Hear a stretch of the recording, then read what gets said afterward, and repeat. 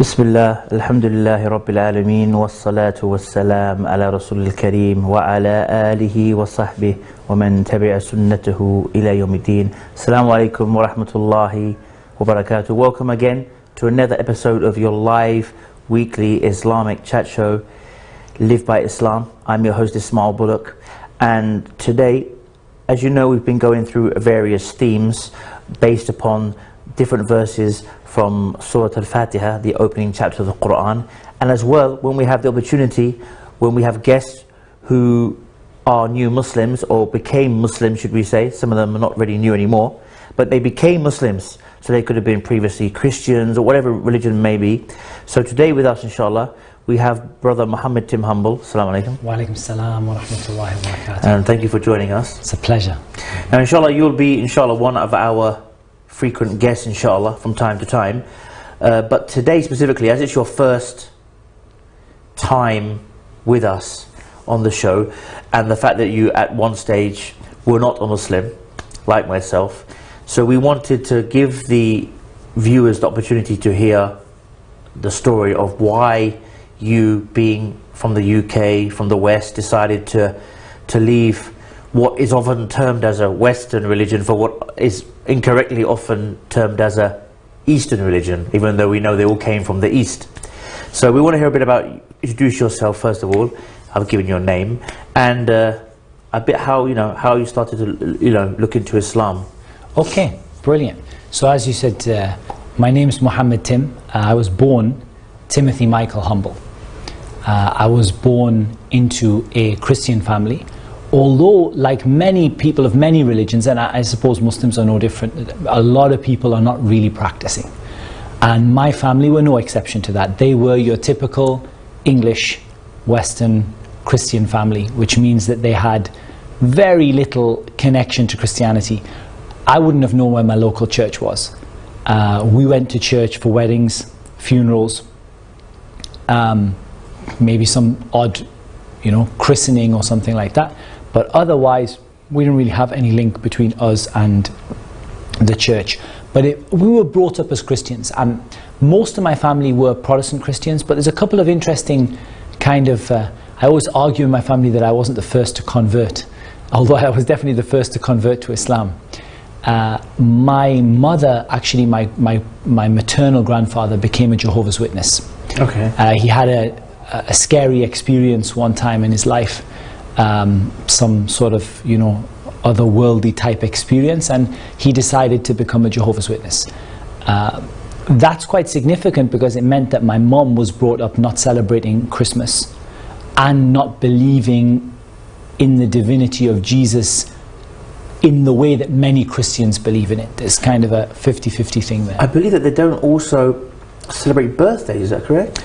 I'm not sure about the birthday. That possibly. Yeah, because I remember when I was at school, there was a girl and a boy who were Jehovah's Witnesses, and what always stood out about them, apart from the fact that in theory they weren't supposed to have girlfriends and boyfriends, is that they also wouldn't celebrate birthdays. I believe so. They're a little bit in some ways they're a little bit nearer to Islam than many other mainstream Christian groups. Also within my family there were a couple of converts to Catholicism. Not a lot of people probably know this, but you actually do have to convert to change from Protestant to Catholic in Christianity. You have to go through a conversion study process, and then you have to actually make a statement of conversion or a ceremony of conversion to actually convert. So my grandmother's sister, she converted to become a Catholic when she got married. So I had a bit of a mixed Christian background within the family. That's very, very similar to mine, because even from my side of the family, on the father's side we were Protestant / Church of England, and on my mother's side Catholic. So I kind of had both those experiences. Yeah. And like yourself, we weren't really that religious, but there was a time where me and my father and my mother at one stage were living with our grandparents. And there was a time when actually my mother and father split when I was quite young. So for quite a while, me and my father lived with my grandparents, and my granddad was quite active in the church. So we didn't necessarily go to the church, but we'd always hear about it's Sunday, granddad's going to the church to assist the vicar, that kind of thing. Yeah. But I had both of those sides, Yeah. like you said, mixed, you know, one side this and one side that. See, my mum left being a Jehovah's Witness when my grandfather died. Actually, to be fair to her, she probably never did become a Jehovah's Witness. She was kind of pushed into it by her father, but I don't think she ever really genuinely believed in it. But what's interesting is that she did a lot of things that as a Muslim I might do now, like give lectures to people and, like, you know, give little talks and encourage people to do good things and tell people not to do bad things, and, you know, so I guess it wasn't so strange for her. The kind of things that I do now are almost a reminder of some of the sort of, you know, activities that she would do. She identifies with that. Although there's still some huge differences, obviously, between the belief that they have and Islam. And one of the big ones was, of course, what we would in Islam call belief in qadr, belief in the divine decree. They have real big issues with this, and one of the things that they have is that they don't accept blood, because they believe that blood is sacred. And so they believe that if you were to treat yourself by taking on blood, you would go against God's will. Now, as Muslims, of course, we know you can't go against God's will. You can't, you know, you can't overcome the will of God. It beats everything. It's supreme.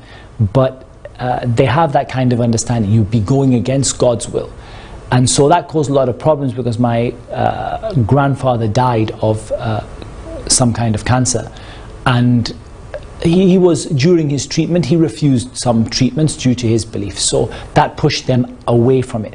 And in many ways, that made more of a problem for me, because although I think it's somewhat easier when the family is not practicing so much, but also there was an aversion in my house to organized religion as much as there was an aversion to Islam. So they were quite against the whole idea of, look, we've just left that lifestyle, you know, we've grown up, we've left it, we've walked away.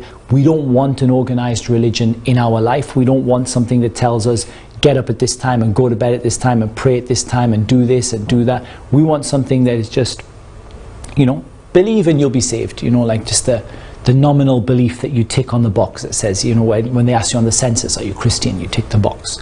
So that's a kind of background to the family. That's kind of where my family was. I probably should talk a little bit about me myself. It was a bit of a contradiction as a child.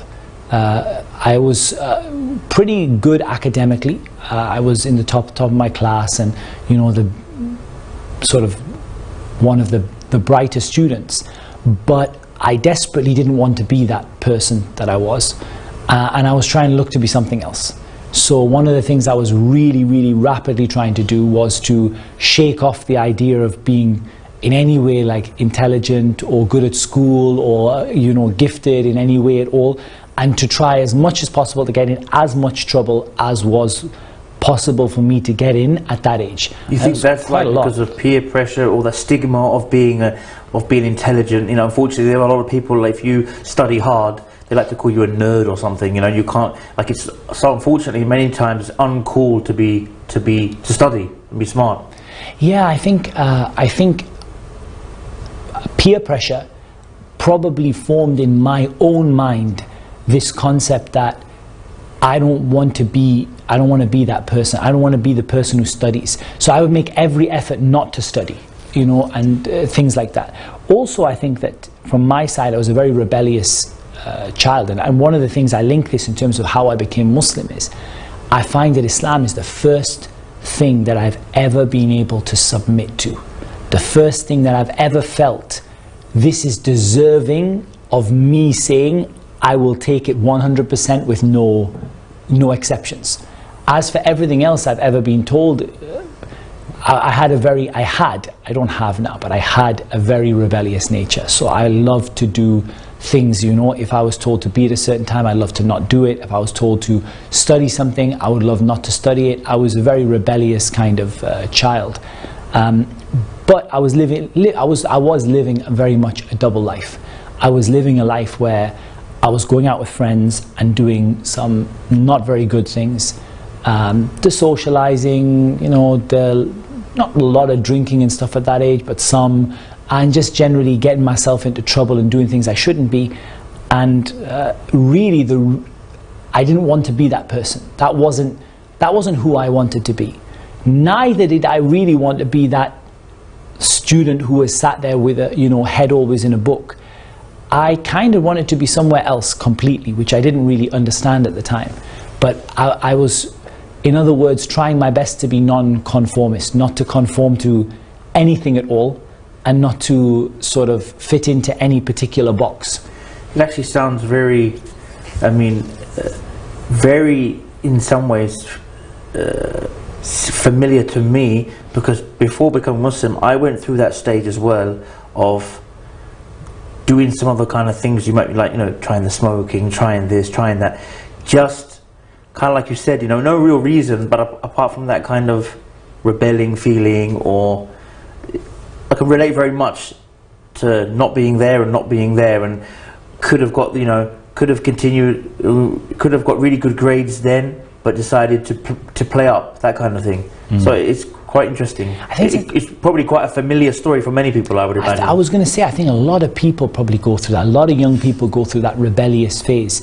And to be fair to them, sometimes it is because what they're being asked to do doesn't always make a great deal of sense. And of course, as a young person, you're always told your elders always know better, and you know, like the system's always right. And I was very much of the belief that it wasn't. And until Islam came along, I didn't find anything that I was willing to really sort of change myself for. In fact, everything I found, I wanted to just do the opposite. Whereas when Islam came along, that's when things really changed.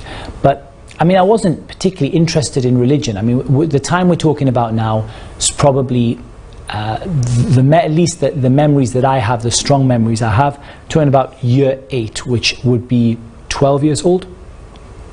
Maybe 11 years old, going to 12 years old, something like that. So around about 12 years old, getting into a lot of trouble, messing around, just generally being mischievous. Nothing really serious, but also I could see where it was going. Some of the friends I was associating with were, within a couple of years, they'd be doing really seriously bad things, you know, like serious crimes and stuff like that. At this age they weren't, but you could see where it was going, and I could see where it was going, and it wasn't going anywhere very good. So that was something that I wasn't particularly interested in religion at that time, although I do always remember believing in God. I really do believe that. I don't think that that's a memory that I've kind of imposed in myself. I really do think that I remember, for example, when I wanted something for a present, when I got myself in a real fix, and there's no way out. Oh, yeah? God, please! God, please help me. Now you're saying that, I can relate. I can remember things like that as well as a child. They'd always do that. Oh, God, please! You know, that kind of thing. And I really did believe that there is a God, but I just wouldn't have been able to answer any more than that. If someone had said, "Who is he? What does he do? What religion?" I would have probably said all religions are just there to manipulate people and control the masses, and you know, there's no benefit in organized religion, and that's probably the kind of thing I would have ended up saying. But I did believe there was a God, and I don't think I had closed my mind. I wasn't like a person who would say, I don't believe, there is no religion that is true in the world.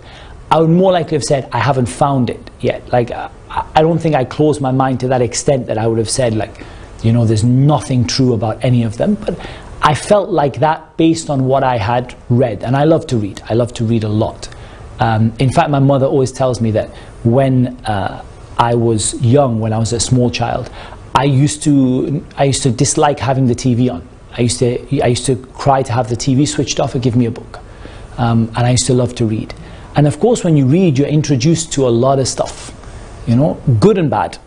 But a lot of stuff that I was introduced to was probably through reading that I began to be introduced to religion. That, and during the time when I was in that year, that year 8 or 8th grade, whatever they call it, that was where I probably first was exposed to religions other than Christianity. Because in the religious education lessons we had in year 8, we had a very energetic and a very likable teacher. He was a guy, his name was Mike, and he was a very, very, very, very friendly, very nice guy, and very, he also, you couldn't put him in a box of anything, you know, like until now I have no idea what religion he even was, you know, like had a long ponytail and he wore funny cowboy boots, and he just used to make everybody laugh in the class. But the interesting thing about him was he actually opened my eyes that there are religions elsewhere in the world other than Christianity. I don't remember him teaching us Islam, although I presume that he probably touched upon it somewhere. But I don't remember ever hearing anything about Islam. But I do remember seeing Hinduism, Sikhism, Judaism probably, and thinking, okay, there are other places in the world where people think differently to me. That was probably something that in hindsight, like looking back on it now, had a pretty big impact on me, because it made me start to think that, okay, maybe the answer doesn't lie within the four walls of my house. Maybe there are people elsewhere in the world who might be able to answer the questions that I personally have. And I think that, combined with reading, probably started off the process, or at least nudged it further forward. And I think the next major thing that happened was that I changed school. I changed from, I don't know, they don't have this all over the UK, but in Newcastle, where I was, there was a 3-tier school system. So primary, middle, and then high school. So I changed from year 8 and year 9 to a new school. Whereas a lot of them now, they change it at year 7. Whereas I changed it year 9. So I went to a different school. And that gave me something different, because it gave me a chance to break away from the negative cycle that I was in. Probably being grounded for large periods of time helped, because I probably was, by that time, grounded to the nth degree. It's actually funny now to say grounded. It's such a great thing, because now you can't ground your children anymore, can you? Because they don't hardly leave the house with the Xbox all the time or something. Yeah. So grounding them is like, you have to literally take the Xbox and hide it somewhere or something. I think switching the Wi-Fi. Modem, I do that a lot, confiscate the modem. That's the modern day grounding, That's it. So I think being grounded a lot probably helped. I didn't get rid of the problems, but it definitely made me think, look, the friends I'm with, there was no friendship. There was no friendship. Not among any of them. It wasn't like they weren't friends with me. None of them were friends with each other. Every one of them looked for an opportunity to take advantage of the other person. It was all about me, like about saving yourself and getting somebody else in trouble, or blaming somebody else, or somebody else is not cool. As long as you get to be saved from whatever these guys are planning to do, then that was fine. So that was one thing that I noticed was a chance to break and a chance to look for something different. And I probably spent my year 9 time, most of it, pretty much secluded.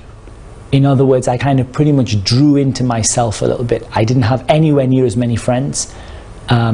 I didn't go out anywhere near as much, although I still continued doing a few silly things from time to time. But it wasn't like it was before. It had calmed down a bit. And I think the new school, the environment, that's a little bit scary for you. You're kind of trying to find your feet. So it was a time of a lot of self-reflection.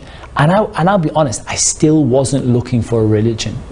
If anyone had said to me that, for example, if someone stopped me in the street and said, would you be interested in Islam? Would you be interested in me telling you about Islam? I would have said, no way, not interested, don't want to know, not interested in religion, and walked away. Probably because I didn't know what Islam was at the time. But really, I don't, people often have stories where they become Muslim, where they're looking for a religion and then they find Islam. I wasn't looking for a religion. I might have been looking for answers as to why am I here, but I didn't really want anyone to tell me those answers. I just wanted to figure them out by myself.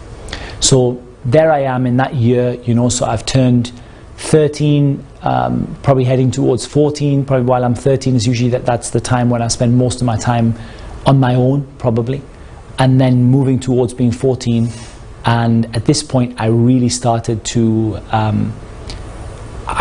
we had a religious education classes which continued. We have obviously a totally different teacher. She was a lady, and she was very, she was not in favor of Islam at all. And she wasn't, to be fair, really very much in favor of Christianity either.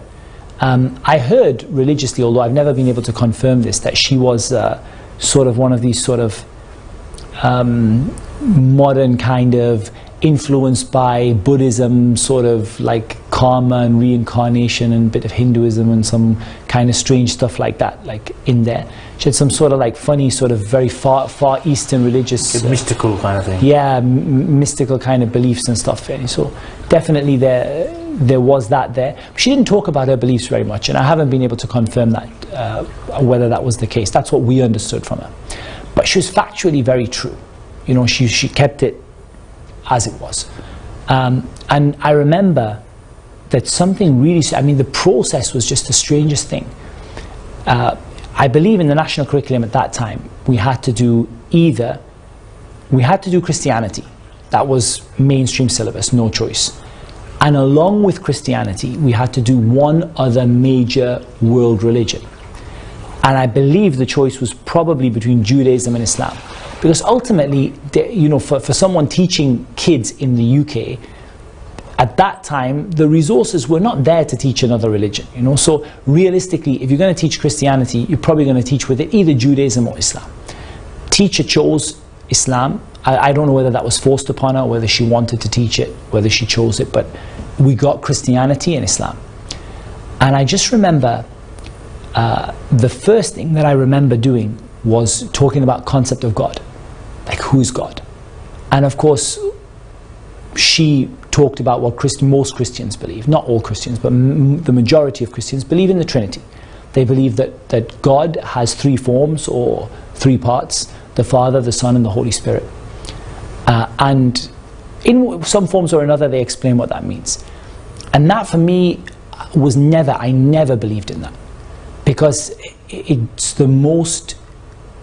just incomprehensible. You can't understand it. It doesn't make any sense. It doesn't matter how many times you try and explain water, ice, and steam and whatever. And there's lots of sort of worldly examples. The egg, the shell, the shell, the yolk, and the white. But you know, like bits of the egg don't die like separate to each other, and bits of the egg don't, you know, one bit doesn't end up praying to the other bit. I mean, it's a nice example of how you can have three things in one box, but it's not a very good example of the Trinity, because the Trinity is about God. It's not about an egg. It's not about cooking your breakfast. The creator of everything. It's about telling you that God is actually not one, but He is one. And this is where Christianity gets complicated, because at least Trinitarian Christianity, because you end up starting to talk about, okay, God is one, but He's not one.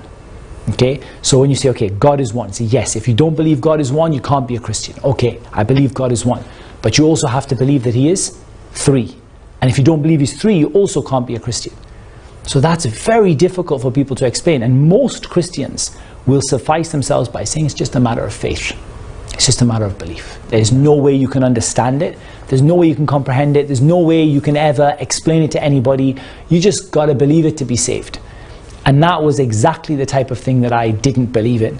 I didn't believe in anything I couldn't understand. I didn't believe in anything that couldn't be explained with simple, clear, you know, easy to understand language. I wanted something clear and simple. So I got that Christianity, and then I got the concept of God in Islam. I mean, that's it. I mean, what you're saying again, which is probably most people actually who are from a Christian background have become Muslim, exactly the same thing. That just, you know, I believe there was a God, but this whole Trinity just, you know, wouldn't resonate on me. I couldn't work it out. It just didn't make sense, you know. There was something there, it just didn't make sense. I always had this thing like, you know, how can God have a son? And, you know, whereas as you're probably going to mention, we know that in Islam, it's the opposite. I mean, just like if you try to go to the Christian to ask them to explain the Trinity, it's something they can't really explain. Each one will try and explain it in a different way, or like you said, they pretty much put it down to blind faith. Whereas obviously us as Muslims, of course there is an element of blind faith. The fact that, you know, God will not appear to you. We have to believe that there's heaven and hell. We may never see these things, but if you ask us to talk about our fundamental belief on how God is one and what affirms that and what negates that, we can have episodes and episodes and episodes telling you on how God is one, and if you do such and such, then you are going against this oneness of God and His worship, for example. we can talk about it for weeks and years. There's a big difference there, and that, I mean, that if you think about it, that has to be the case. I mean, for any of our viewers out there who may be thinking, the fundamental belief that is your salvation, is what will save you, make you of the chosen people of God, it has to be something that, you know, makes the average, as they say, Tom, Dick and Harry can comprehend and understand. Yeah. As a basic belief. It has to be quite straightforward and make sense. Otherwise, it would be unfair if it's some really complicated thing that most people just can't make sense of it, and then you just have to believe it anyway. Yeah, absolutely. And then it has more problems, because historically you ask, okay, how did Jesus explain the Trinity? To which point the Christian says Jesus didn't. And some of them say Jesus didn't even know that he was part of a Trinity. So there's a huge, just huge pile of problems with it. And then you get Islam. One God, never born, never had any offspring or children, sons or daughters, all powerful, all knowing, all merciful, all loving. It's like, wow. That was like, just wow. I mean, like, it's so simple, it's so easy to understand, and it's not blind faith, because there are so many signs to that.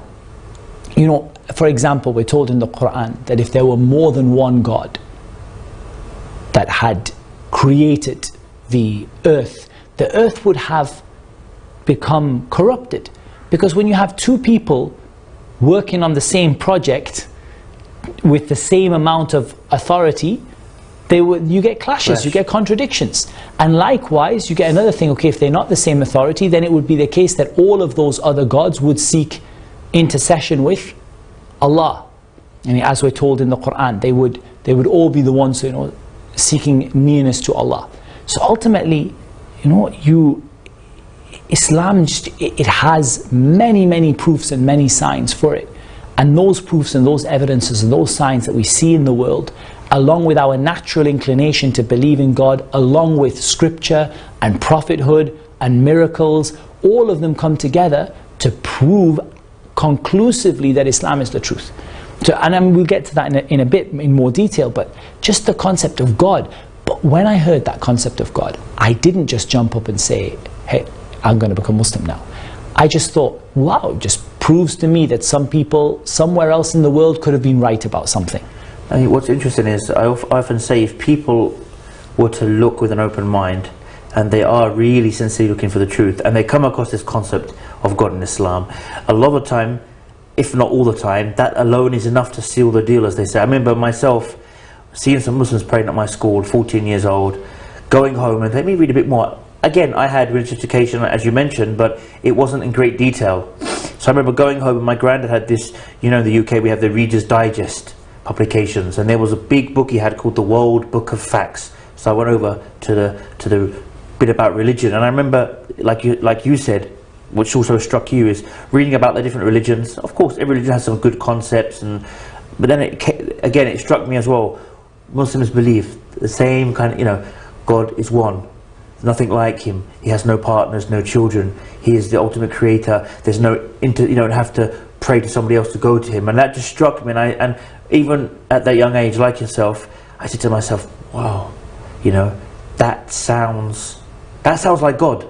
Yeah. Everything else, when I read it, doesn't sound God, or it sounds like a half God, or you know, it doesn't sound like the almighty, the all-powerful creator of everything. In fact, it sounds very much like the kind of concept of pagan gods that exists in things like Roman and Greek mythology. Yeah. You know, there was a guy who had a fight with another guy. The whole and, you know, Clash of the Titans stuff. Exactly. It's literally humanizing God.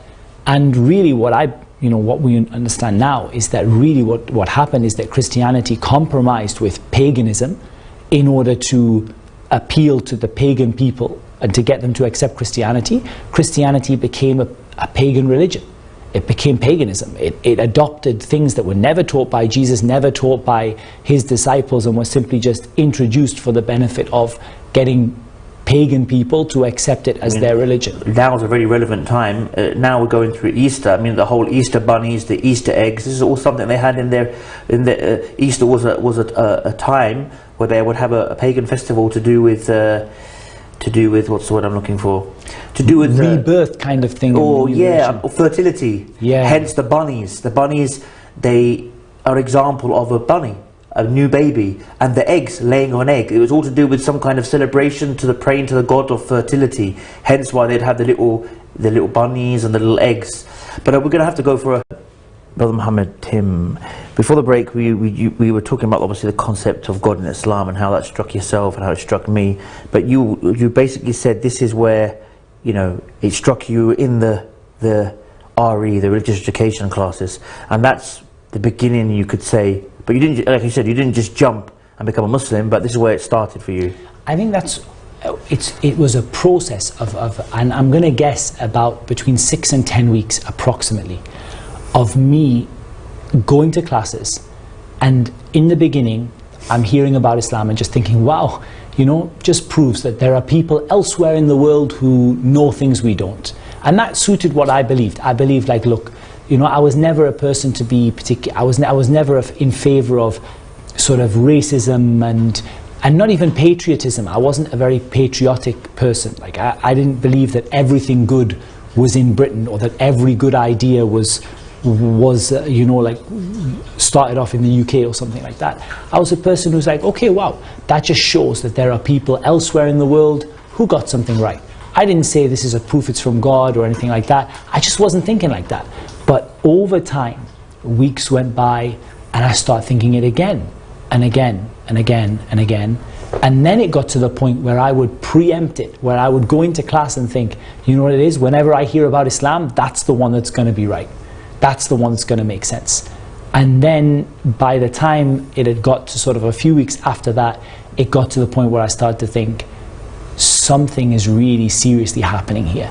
Because every time I hear something about Islam, and we covered things like prayer, we covered even things like punishments, the system of punishments and things like that. Like, just everything I heard about Islam, it made so much sense. And I think sadly the biggest problem is that we as Muslims don't implement, or many of us don't implement Islam as it should be implemented. And people have a false impression of Islam by what Muslims do. And my teacher tried to reinforce that. So I remember her, when we talked about prayer, I remember her saying, how many of you pray 5 times a day? There's a class of 14-year-old kids. And you know, there's 3 Muslims in the class, or 4 Muslims in the class. Nobody puts their hand up. So then she says, okay, 4 times a day. Nobody puts their hand up. Or 1 person puts their hand up. You know, 3 times a day, 1 person puts their hand up. For me, that didn't ever affect me. That didn't ever make me think. But it does for a lot of people. A lot of people say, but you know, look at the terrible things that are happening in Muslim countries. But that's not representative of Islam.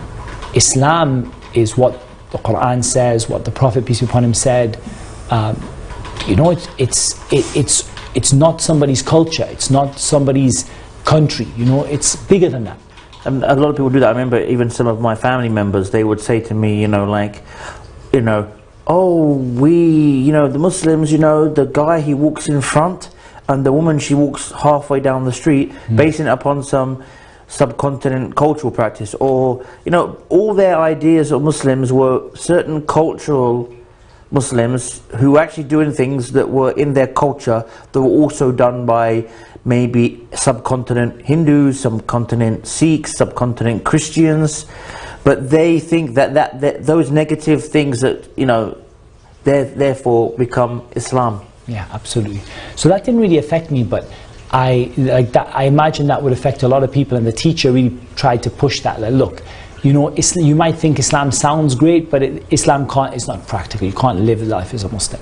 And I actually disagreed. When I listened to that, I was like, you know, you can't. This is something that is so simple, but I still believed that I would find a fault. I still believed that even though I was preempting it, and even though at that point I was into Islam, I was hooked on it, I still believed I would find a flaw. I still ultimately believed Islam would just turn out to be better than Christianity, but not like 100% perfect. It would just be better. And that's why I started researching. I went home, I opened whatever existed of the internet at that time. I don't think it was Google, I think it was maybe Alta Vista or something like that. You know, Probably. like something on those lines, and it's long forgotten. And subhanAllah, I remember just looking through stuff about Islam. Of course, I didn't find accurate information. I found a hodgepodge of different beliefs, different groups telling different things, but I found enough to make me convinced that there wasn't that flaw. That flaw just didn't exist. There wasn't anything wrong with Islam. And that moved me into the phase of, okay, if there's nothing wrong with Islam and there's no flaw, it must be from God. And if it's from God, I should become a Muslim. But I didn't want to become a Muslim at 14, because I was like 14, peer pressure. I've just escaped peer pressure. I've just escaped all of these problems that I've been having. I've just trying to run away from, you know, being associated with a particular group. The last thing I want to do is come out and say that I'm a Muslim. So I had this idea I would delay it until I was about 18 years old. I tried that. I can't remember how long I tried it for. I tried it for a while. But it's one of the most horrible things you can ever do, is try to be someone else. So you're someone on the inside and someone else on the outside, and it was really painful. So ultimately I couldn't do it. And I remember lying awake one night, just, you know, looking out of the window, you know, just looking out at the sky at night, just thinking, I can't do this. I can't pretend, I can't be a Muslim in my heart and not be a Muslim on the outside. And I can't be sure that I'm going to live long enough to become Muslim at 18. So I think the time is now. And again, at no point did I have anyone give me what we would call da'wah. At no point did anyone come and say to me, become Muslim, or would you like some literature about Islam? I knew some Muslim friends by that time. I had some friends who were Muslims. They probably themselves would have said they weren't the best example of Islam, but they were Muslims, and definitely they had some influence on me. But none of them ever asked me to become Muslim or ever told me anything about Islam. I remember like yourself, because obviously I also became Muslim when I was 14, but there were a few Muslim guys who didn't actually pray 5 times a day, but they would now and again pray Jum'ah. And that's the first real introductions, when I saw them bowing down and praying, that made me go to my grandfather's book. And the same thing, I mean, none of them actually gave me da'wah. And when I approached them, some of them were like, how can you be a Muslim? You know, that kind of thing. Yeah. And I was like, no, I'm interested, seriously. And I mean, I remember one guy actually made an effort. It's not really da'wah, but it's something that gave me some kind of motivation, or my first kind of prayer. He wrote on a piece of paper, La ilaha illallah, there is no true God worthy worship to Allah. Subhanallah, glory be to Allah. Alhamdulillah, praise be to Allah. And astaghfirullah, oh Allah, I seek your forgiveness. And then he said to me, you're a non-Muslim, so the last one, you've got to read it a lot. So I actually took that as well. That's the funny thing. So I was actually reading, I was walking around on the way home from school by myself, saying, La ilaha illallah, subhanallah, alhamdulillah, because I'd already read in my grandfather's book, and the whole concept of God had made complete sense. And I'd actually said to them, I think, you know, I want to become Muslim. They were like, oh, you can't just become Muslim. And, you know, like you said, they didn't really have any of this da'wah knowledge, or they didn't know what they're supposed to do, apart from that paper. And so their idea was, just keep making dhikr, keep saying subhanallah, especially astaghfirullah, for maybe keep on, God knows, maybe one of them would have said to me, do it for years, I don't know. But for days and days, I was walking around, even some of my non-Muslim friends were like, what are you reading? I remember going to play tennis with one of my friends called Chris, and he was like, what's that? That's some kind of Muslim prayer? I was like, yeah. He said, are you crazy? I said, no, I think, you know, I like this, you know. And I remember walking around reading it. Until the end, I actually went there and said to the guy, look, I want to become Muslim. And there was one guy who had a bit of knowledge, he'd a bit involved in some Islamic activities. So he basically sat me down and said, repeat after me. I remember doing it in school, and then later on going doing it in the mosque. So that brings me to how that happened for me. Some parallels definitely there. I relied on the internet, and of course when you rely on the internet, that means that you get a lot of misinformation. And I got the bit of what to say. I figured out that I have to say La ilaha illallah Muhammadur Rasulullah. But I was told you have to have 2 witnesses. And that's not true. Because, you know, and as soon as you hear that, you instantly think, that doesn't make any sense. You know, some guy is on top of a mountain, you know, hanging off the edge of a cliff, and he decides finally that, you know, time has come to become Muslim. Well, if he doesn't find 2 witnesses, he may as well just let go, because he's not, you know, he can't become Muslim. That doesn't make any sense at all. So I didn't realize that. So I looked for 2 witnesses. But of course, I didn't want to tell anybody. I didn't want to tell my Muslim friends that I was going to become Muslim. So I figured I would tell my mum and dad.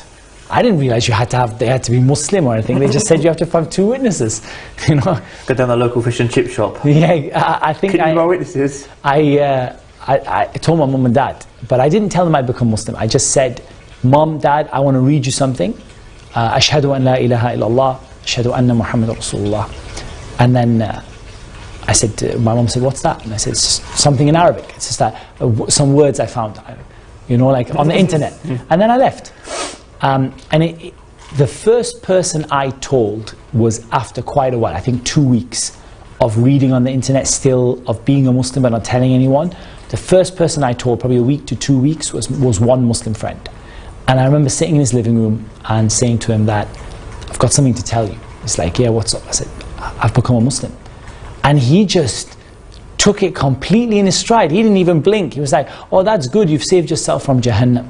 Do you know, like, next topic, you know, like, it was like, and then after a while it kind of struck him, and then he told his family, and then they told a lot of other families, and there's a big sort of, you know, kind of, everyone was very happy, everyone wanted to talk to me, and everyone wanted to offer advice. And that is sometimes not the best recipe for success. That led me to a lot of problems in my practicing of Islam in the beginning, because everybody with every different belief and every different sort of group and every different party wanted to give me advice about Islam, and that caused me a lot of difficulties. But the biggest obstacle I had after that was telling my parents. In the end, my mum guessed it. She actually said to me, have you become a Muslim? I said, Mum, don't be ridiculous. That's Muslim? You're crazy. That's how I become a Muslim. And then after some days later, after that incident, I said to her that, Mum, I became a Muslim. And I've never asked my mum how she knew. I don't know why I haven't asked. And every time I give this lecture, I say those same words. And every time I give it, I make a mental note and think, next time I see my mum, I must ask her how she ever. But I've never asked her how she knew. Maybe she saw me praying. Maybe she saw me reading on the internet or something like that. But she had figured it out. I told her. She sat me down. She said, why? At that time, Islam didn't have the negative reputation as much as it does in the West today. Yeah. But still, there were some elements of that. There were some incidents and some things that had happened, people doing crazy things in the name of Islam, that had definitely, you know, put somewhat of a strange name, you know, or association with Islam. But the thing is, my mum always is, she's the one who makes the decisions in the house. My dad is very much just does what my mum said. And I remember her turning to him for support and saying, you know, Peter, what are you going to do? You know, like, your son's just become Muslim. And he went, well, he seems to be, you know, quite convinced. And she said, how can you say this? He's just changed his religion.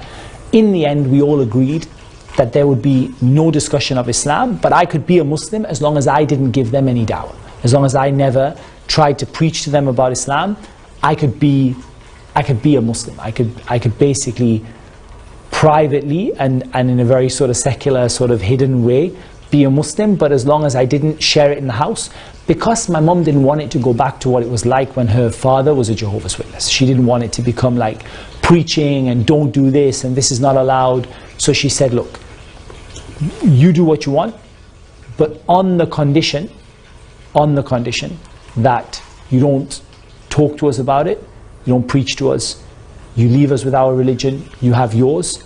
And she pushed me very strongly, and it was quite a good idea really, not to tell too many people about it, because she said, look, you don't know whether you're going to keep your religion, you don't know whether you're going to stay as a Muslim, it might just be a phase you're going through, so don't tell the world and then make problems for yourself. And that actually might be the wrong reason, but it's actually the right advice and the wrong reason. The reasoning was wrong, but the advice was probably right. Is that when someone becomes a Muslim, it's not a bad idea for them to be a little bit, you know, be a little bit sort of restricted in how many people they tell in the beginning, while they get a handle on Islam themselves. It Pace doesn't, themselves, yeah, it doesn't work for everyone. Some people are able to just shout it out from the rooftops, but a lot of people, including a lot of the companions of the Messenger of Allah, sallallahu alaihi wasallam, didn't announce their Islam immediately. They took some time to just get used to it in themselves, learn, and then start to slowly tell more and more people that they had become Muslim. Now we've got about 5 or 6 minutes left of this episode. Now, what would you advise people out there who may be looking into Islam, are curious, the ones who are curious, the ones who feel that Islam is the right way but are hesitant? What would you advise both kind of people in these last 5 minutes? I think one of the most important things is to get authentic knowledge about what Islam really is.